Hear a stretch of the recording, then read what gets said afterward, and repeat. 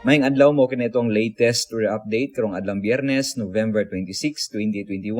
Wala kitay gi-monitor nga weather disturbance o low pressure area sa sulod ug gawas sa ato ang Philippine Area of Responsibility.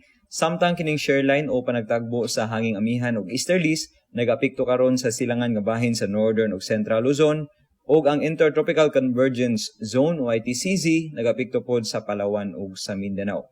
Karong mosunod na 24 oras, ang Metro Cebu, apil na kitibok ang bahin sa Kabisayaan, dunay init o kasarangan ng panahon, generally fair weather ato ang kondisyon, pandu nagihapoy kahigayunan sa mga patak-patak na mga pag-ulan o mga pagpanugdog o kilat tungod sa mga localized nga thunderstorms ingon man sa ITCZ. Maga-monitor kita sa ato ang mga issuances, especially sa mga rainfall advisories o mga thunderstorm warnings, nga gikan diri sa ato ang buhatan. Para sa dugang update, bisitaha ato ang website bagong.pagasa.dust.gov.ph ug sa ato pod na mga official social media accounts. Dinhi lang kutob, gikan diri sa Mactan sa buhatan sa Pag-asa Visayas DOST, Grismio Aguirre ug may adlaw.